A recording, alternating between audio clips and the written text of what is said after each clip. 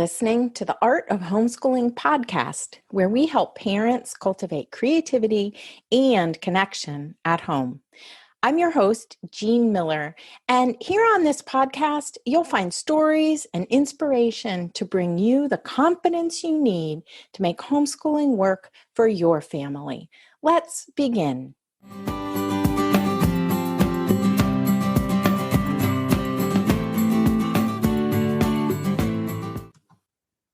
Hello, friends, and welcome to episode 200 here on the Art of Homeschooling podcast. It's a little hard to believe that we're at episode 200 with over 125,000 downloads. I started this podcast back in the fall of 2020, so the fourth anniversary is coming up in October, and here we are. Today, for this 200th episode, I've invited a very special guest, Robyn Beaufoy from Waldorfish. Hello, Robyn, and welcome to the show. Hi. Happy 200th episode. That's incredible. Incredible. 200 of anything is amazing. Thank you.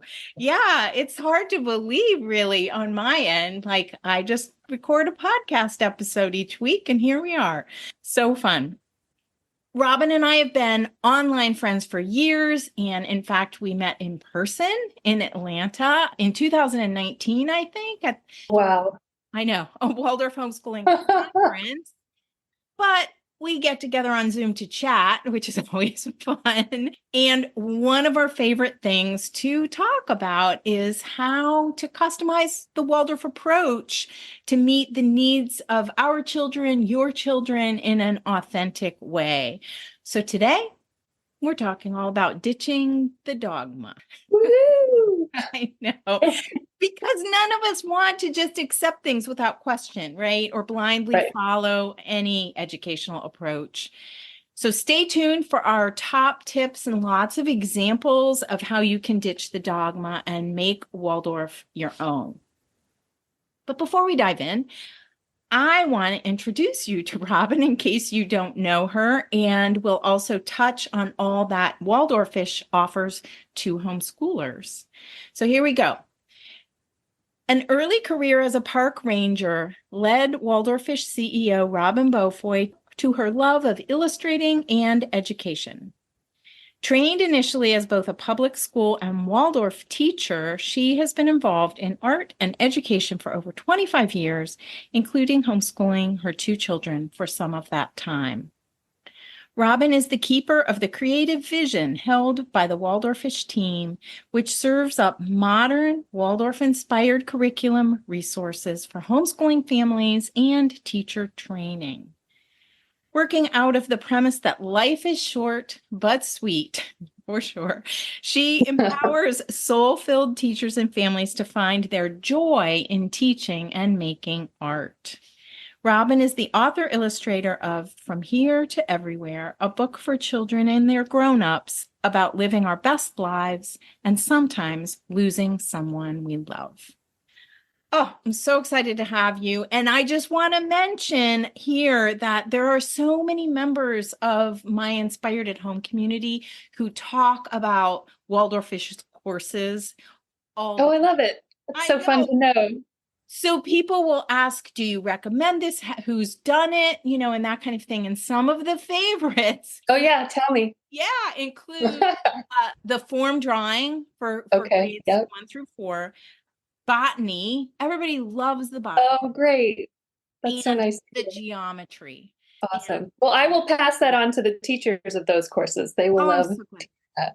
Yeah. And I think because as our kids get older, it can be harder and harder to find resources, right, that are art and Waldorf inspired.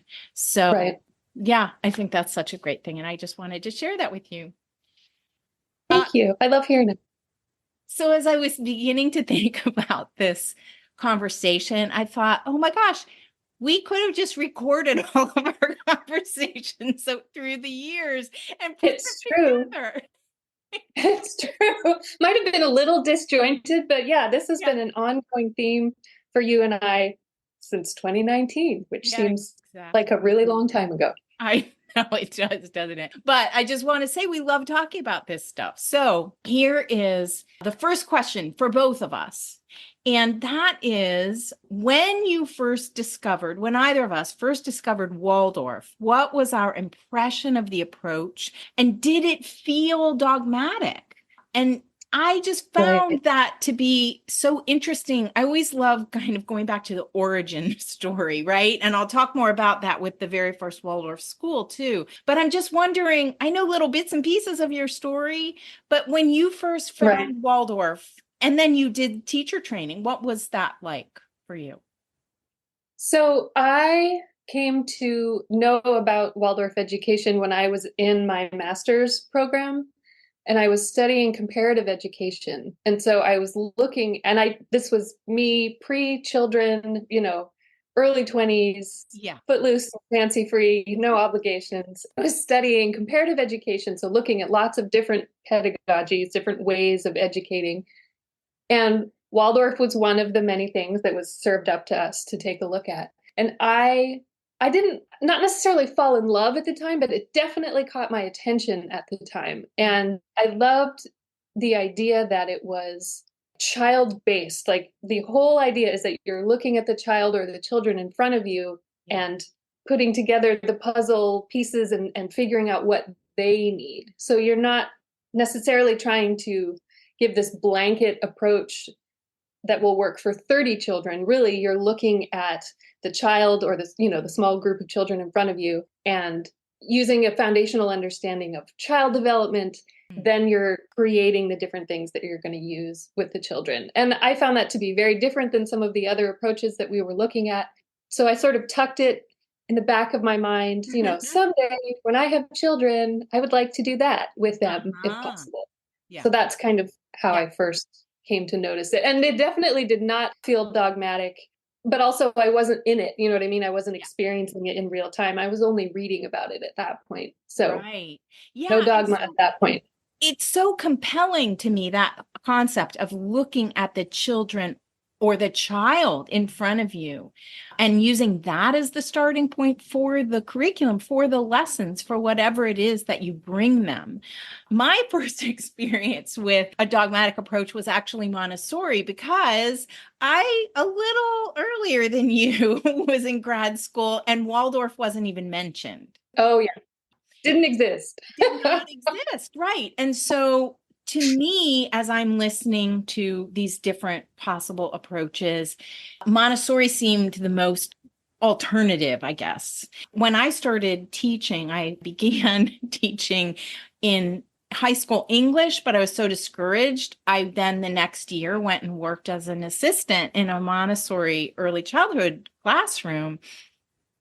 And I'm fresh out of grad school. I'm working at this Montessori school in Atlanta, and I just heard myself say over and over again, as instructed, this is what I was supposed to say to these little 3-year-olds. That's not how we use the material. That's not how we work with the material. Right. And I'd have to redirect them over and over again. And that felt very limiting to me and kind of discouraging. Like I did not feel good about that. So then when I discovered Waldorf, I was fascinated. And the truth is, I didn't feel like it was very dogmatic. I didn't have that reaction or that response. And when I was thinking about this, I'm wondering if it's because at the time, when I first started homeschooling my oldest two, you could not purchase a Waldorf curriculum. It did not exist. Right. Those did not exist. Yeah. They didn't exist. And so everyone was creating lessons based on looking at the children before them. And so to me, then when the curriculum did sort of arrive on the scene, that's when I started questioning, like, oh my gosh, maybe I'm making these main lesson books all wrong. Like I'm just following this lockstep approach of I read the story and then have them draw a picture and the next day review it and write a little summary. And I began to think there must be more like ways to break out of this approach. Yeah. And then also that, maybe I'm supposed to be doing a 3-day rhythm instead of a 2-day rhythm. And maybe, so then I think that's when people started really looking at the curriculum, the grade leveled, like packaged curricula, Right. and thinking, oh, this is the way to do it. Yeah, I've been thinking about that the past couple of days leading up to knowing that I was going to be talking with you. And I was thinking about my teacher training experience. And again, I wasn't in the classroom for all of that teacher training. I was in the classroom for some of it, but a lot of it was just being a student myself and being taught by these legendary mentor teachers who had, decades of experience. One whose father knew Steiner, Oh my I mean, God. the legacy of the people that were teaching me was incredible. And I was willing to take their word for it. I was young. I knew that I was going to be going into Waldorf teaching within the next couple of years, and I wanted somebody to tell me what to do because I didn't want to do it quote unquote wrong. I wanted to be liked by my future colleagues. I wanted the future parents of my future students to feel like I was doing a good job. And so I was very willing to take the word of the people who were teaching me that this is how we do this. And Mm-hmm. it was a lot of this is what you do in fourth grade. You read these stories, you study this thing, you might sing these specific songs, and maybe your class you'll pick one of these two different plays for your class to do. But this is what we do in fourth grade.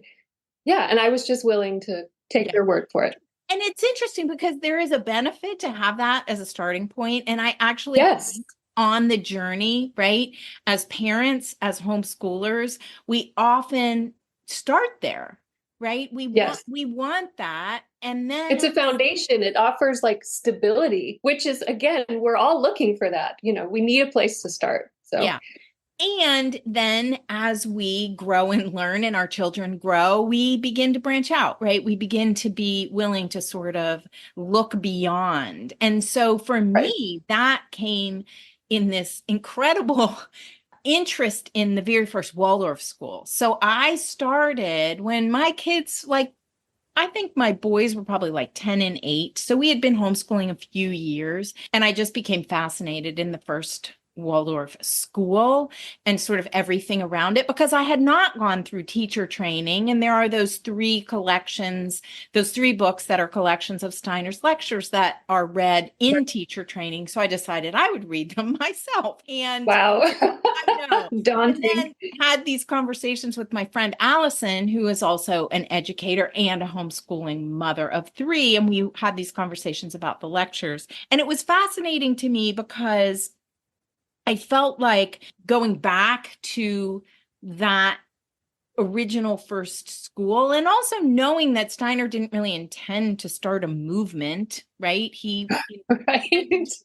opened one school. If he only knew. Yeah, if he only knew. It just helped me sort of break loose a little bit from this idea of there's only one way. Like this is what we do in fourth grade, and This is what we do. This is how we've always done it. yeah. Okay. So I decided I would look up the word dogma, which is often something that I like to do. And so I'm going to share a little bit about that here. And then we'll get back to talking about the Waldorf approach in particular. So dogma is defined by Merriam-Webster as a belief or set of beliefs that is accepted by members of a group without being questioned or doubted. Doing things a certain way without questioning, blind acceptance, right? And it's really a set of assumptions that operate in the background of everything that we do as educators, as homeschoolers, that drives our decisions, our actions, but we're not even really thinking about it. Right.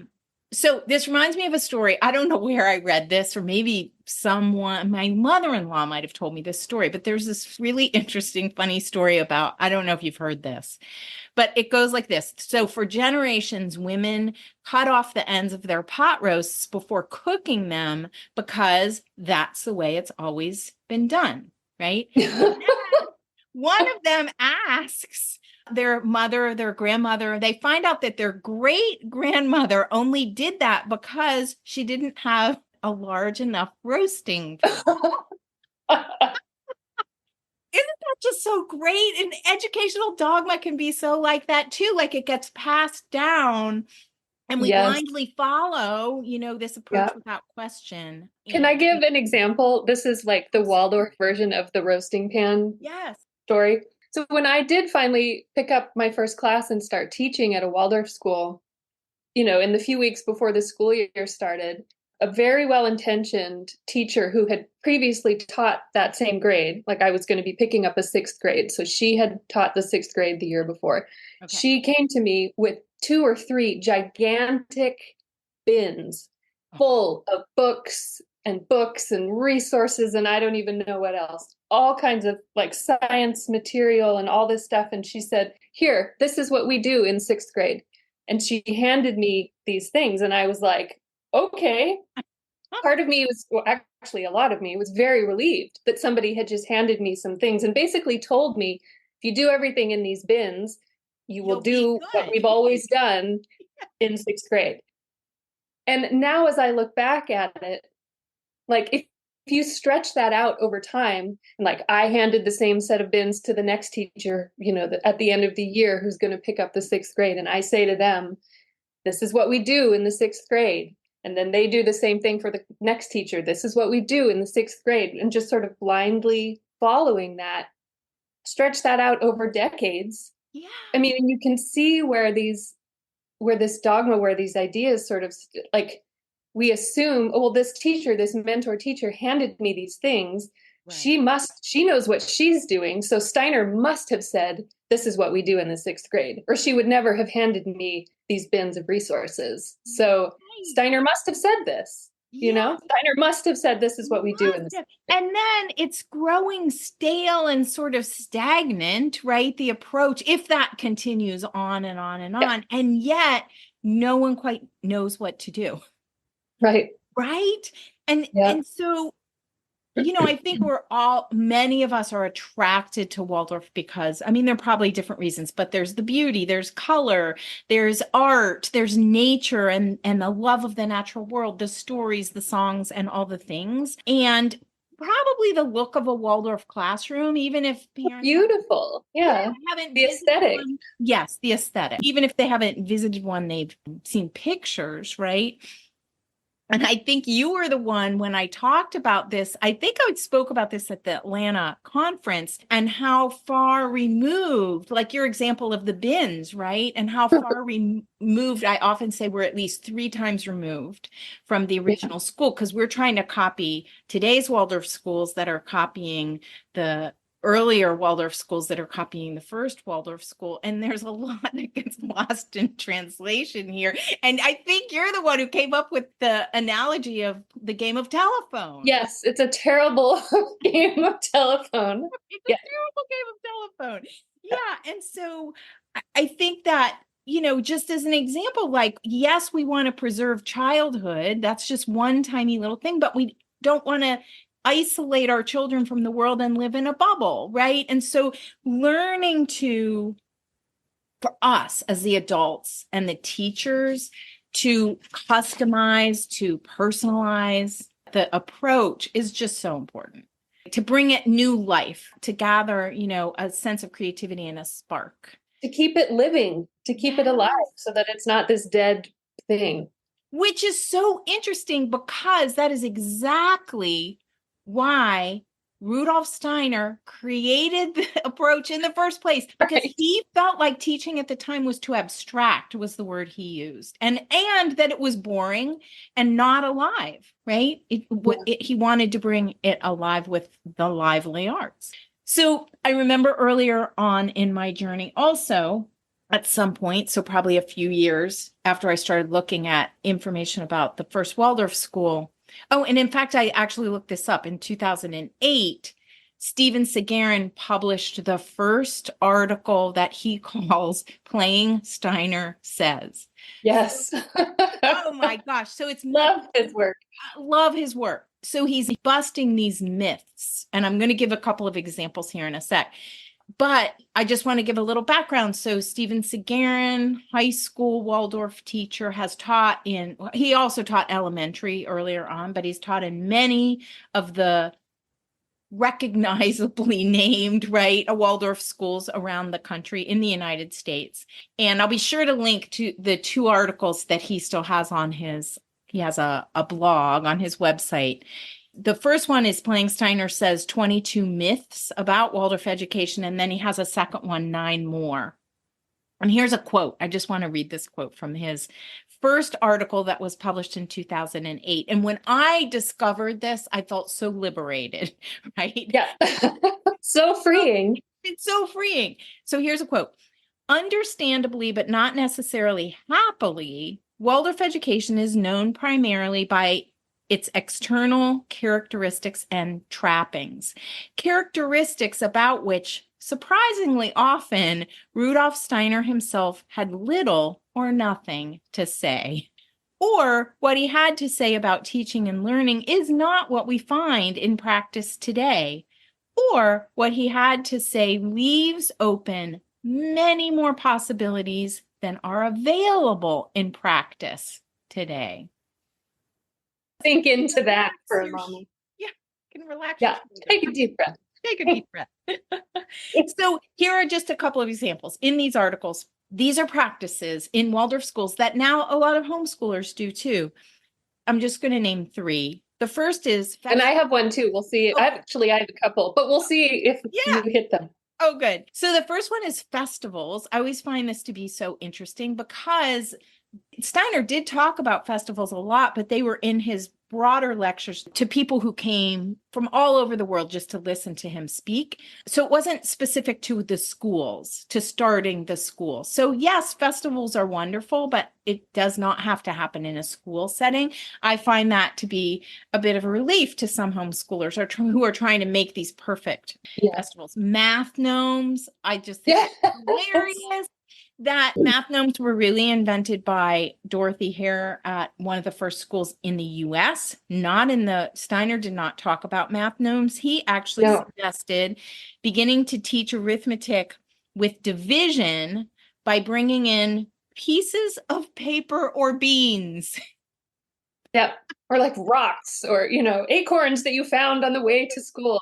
I just love that. And then, of course, circle time. I talk about this a lot, that circle time was not a Steiner invention. It really came about. It's sort of a mashup of nursery schools in the UK and preschools and even public schools. And so there's nothing wrong with circle time, but at home, it can sometimes feel really self-conscious and can go on way too long. Do a circle with 2 people or 3 people. Yeah. So Barbara Dewey's line about that is she homeschooled one of her grandchildren, and he said to her one morning, "Grandma, this isn't a circle." It was just the 2 of them. "This isn't a circle. This is a line." A line. Line time. So yes to movement, but we can weave it in throughout lessons and throughout the day. Yeah. So those are my examples. Both of my examples kind of have to do with the same thing, which is what we tend to assume Steiner said about the stories that need to be used in each specific grade. And so, there seems to be this assumption that in the 2nd grade, we study the saints. We look at the stories from the Catholic saints. And in truth, he never said that. What the indication he did give was to use fables from the animal kingdom, fables related to the animal kingdom. And he didn't even say specifically Aesop's fables. He just said fables. And so if you think about it, there isn't a culture in the world that doesn't have their own fables related to the animal kingdom, to the animal world. And so suddenly we're free from having to there's nothing wrong with the stories of the saints. You can absolutely include those in your 2nd grade year if it makes your child's eyes light up. But you could also use fables from different parts of the world if that's more relevant to you. And then the other example is similar, this notion that we're supposed to study Norse mythology in the 4th grade, that every 4th grade around the world should be studying Norse mythology. And in truth, he did not specifically say Norse mythology. He said stories from ancient history. And so suddenly, think about what that means. It means if you're in India, they have their own stories from ancient history Mhm. that are way more relevant to them than Norse mythology in China, in Africa. So knowing those things, suddenly there's all this freedom, and there's just not really a need for the dogma of we do it this way because Yeah. this is how it's always been done. And I just love that. I Love it. love it so much because also from a teacher's perspective, the reality is that those practices of saints in second grade have become customs.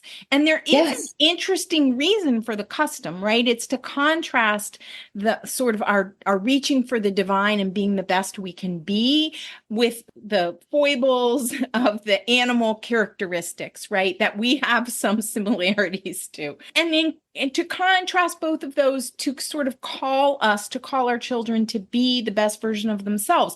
So that's an interesting teaching approach, right? And again, I think that's where what we're saying, and what I love about Sagarin's work too, is it doesn't mean that if Steiner didn't say it, you have to ditch it altogether. It just means that you don't have to keep doing it without questioning it. You don't have to do it just because. Just because. And so we can always circle back to looking at our children in front of us. Yes. Yeah, I just think that's so, again, it's so freeing. And from an educational perspective, a very effective way, right, to teach. Oh, I do want to mention that Sagarin has a new book out that has some of these myths. And so Robyn and I, when we came on the call, both held up our book. Here we go. And one of the wonderful things, so a lot of the myths, like the articles that I mentioned, are incorporated into the book. And he comes up with, this is one of my favorite parts of it. He has this matrix in the book where he gives these 3 categories for a subject. And one is the past. The book is called How the Future Can Save Us. And he has 3 columns for a given topic. And the columns are about the past. Did Steiner say this or something about this or not?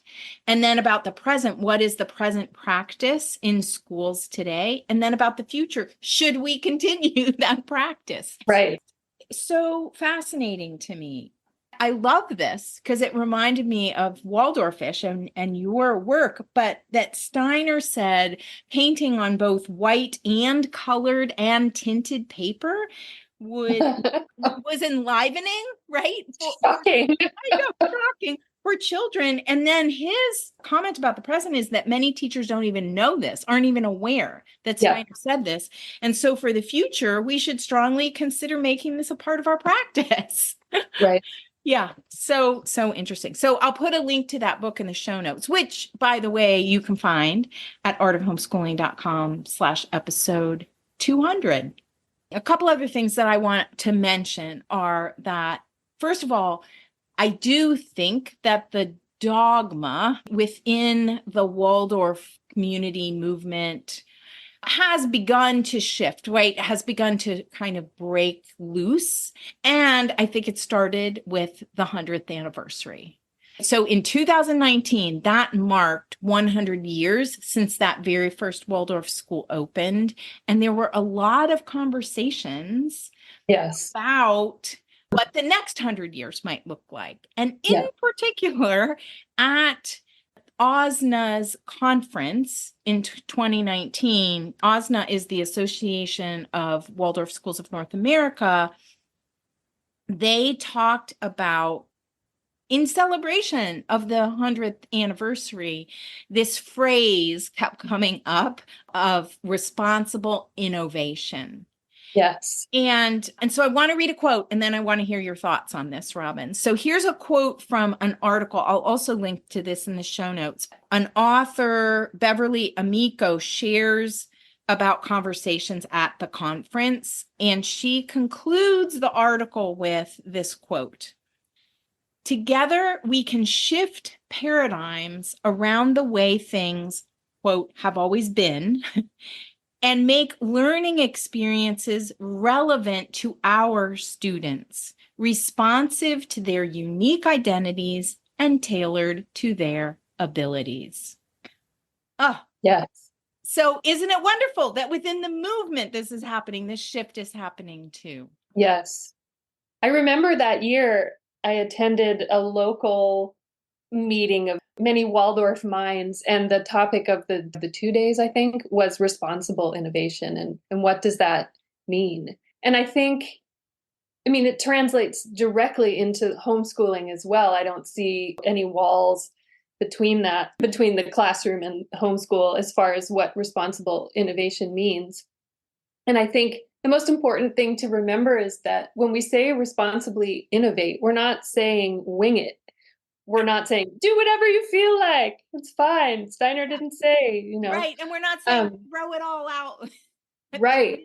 Right. Right. What it means is based on an understanding of the foundation and an understanding of your child's developmental stage, then you can sort of launch from there and create learning opportunities based on the specific child or children in front of you. And of course, you and I are biased, and we think that homeschooling is the far more ideal scenario in which to responsibly innovate, right? Versus a classroom. That has to do with a variety of factors. But responsibly innovating is just that, being very responsible about how you tweak, change, modify what you already know as like the basis or the foundation, and then tweaking it, changing it to meet the child in front of you. It's so exciting. It is so exciting. And I really think I have somewhere, I wish I had it in front of me and I don't, but I have somewhere a one sentence, the elevator pitch of Waldorf education. And it's something like Waldorf education is an approach that incorporates rhythm, the lively arts, child development, and our own inner work into the lessons that we create for our children. And to me, just like you said, when we can get to the point in our journey, and it might not be right at the beginning because we're still trying to understand, right, what this approach is all about. But then we get to a point in our journey where we're ready to begin to think about, well, how do I want to do this for my children? Right. And recognize that there is no one right way, and that we can truly be Waldorf inspired. Right. Yeah, I just think that's so much fun. Okay, so I want us to wrap up with tips for ditching the dogma. Let's call it that. So the first one I'm going to say is, and you already really said this, was homeschool your kids. Because 100%. Yeah, because this is the best setting in which to, just like you said, be able to innovate responsibly and really bring the freedom that Steiner talked about. That's why he created this, right? He wanted. And homeschooling your kids, I'm just going to totally interrupt you here. Yeah. It doesn't mean that we're saying you have to teach them every single thing. It just means you're pulling them out of the larger system and then creating an educational experience for them that might involve lots of other teachers and lots of other resources, but you're tailoring it. You are responsibly innovating it to meet their needs. So yes, and I love that. And so that could include courses from Waldorfish, which we'll wrap there you up go. with, at the very end. But here's a funny story: is at one point during our homeschooling journey, our school district, to whom we notified that we were homeschooling, hired a homeschooling liaison who happened to be my next door neighbor. And then she asked me to be on a task force. So we had all these conversations about homeschooling because the district was changing their approach to homeschoolers at that point. So we were very hopeful. But in the end, what the district decided was, even though we notified them, and in the state of Ohio, the language is that our children were excused from compulsory attendance. We were not allowed to enroll them part-time at the school district. So just like you said, piecing together different things. If we wanted them, for example, to take even studio art or to take math, right, at the local public high school, we were not allowed to count that toward the required hours. So it's like, okay, it makes no sense. It makes no sense. we get to choose, but we can't choose you? Like that. Yeah. That's very confusing. It is very confusing. But homeschooling is the place to innovate. Yeah. So do you have any other tips? I have a couple jotted down here that are kind of a summary of what we've talked about. I always find it very reassuring and very helpful to do things like go back and look at Steven Segarin's book as one example, and just to be reminded, because he has put in so much work into researching what did Steiner actually say versus what did he never say. And I find looking at his writing so reassuring and so encouraging, and like sort of buoys me up again to just be like, okay, I am on the right track. It's okay if I choose not to do this one thing, but instead choose to innovate. And even in talking to you over the years, as another example, like find a friend, talk to a friend who's been doing this maybe just a tiny bit longer than you or not longer than you. It doesn't really even matter, but just find somebody to talk to, find somebody's work to read. Those have always been really helpful for me.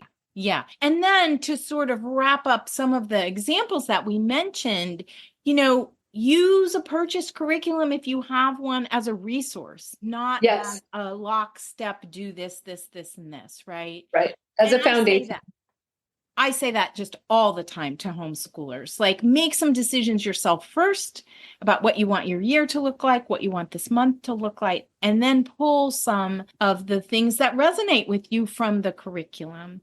You can use online courses from Waldorfish and also the stories, like you mentioned, choosing the stories. I have a list on my website of the list that Steiner made on the chalkboard for those very first teachers. And he named one type of story per grade. So fairy tales in first grade, fables from the animal kingdom in second grade. Like that's it, one type of story. And there's so much more freedom in that. Yes. We can use library books instead of memorizing stories, because Steiner actually talked about, yes, telling a story from memory is a wonderful thing. And he talked to the very first teachers about how to read stories to the children. Yes. Yes. All right. Well, those are some of the tips. And I hope that all of you listeners have really taken this to heart and recognize that you're on a journey too. And we don't want to do things just because that's the way they've always been done. Right. I'm sure that this is what Steiner would have wanted, right? He asked those very first teachers in that first school to teach the children in that particular community in which they were working. He wanted them to create their own curriculum based on observations of those children in front of them. And there was no written curriculum. He didn't ever even write a curriculum down because he didn't want it to become too fixed. There were no, exactly. There were no fixed standards that he ever presented. He wanted teachers to find what lights them up and create the stories or find the stories to create the lessons themselves. So no one person gets to dictate, right? How children are taught. We get to observe them and then create something fashioned just for them. So we can strip away all that baggage of we're supposed to do it a certain way. I know. Dropping shoulders again. Dropping shoulders. Any final thoughts or comments that you want to share? I think we should get together when you record your 300th episode and your 400th episode. We should circle back to this idea, this theme, and see what else we have to say. I love that. I always love talking with you, Jean. Oh, I love talking with you too, Robyn. And I think both of our work in the world is so compatible and comes from a similar place of helping homeschoolers craft and teachers craft something that's truly authentic and really meets the needs of the children in the parents' or teachers' care. So I want to invite all the listeners to just ask yourself, what are the golden nuggets of Waldorf for you? That's what I want you to ask yourself and start there. You don't have to tear it all down and build it back up. It's just a journey. So start with those golden nuggets. Thank you so much, Robyn, for joining me. So tell everyone where they can find you. Thank you for having me. We are Waldorfish.com. Online is our website where you can find all of our different courses that we offer. And then on Instagram and Facebook, we are at Waldorfish. Wonderful. Oh, thank you so much. So thanks for listening, everyone. And remember that you can find the show notes, and I'll have links to everything we mentioned in those show notes at artofhomeschooling.com/episode 200. And remember, you can ditch the dogma and make Waldorf work for your. Thanks for listening. That's all for today, my friend. But here's what I want you to remember. Rather than perfection, let's focus on connection. Thanks so much for listening, and I'll see you on the next episode of the Art of Homeschooling podcast.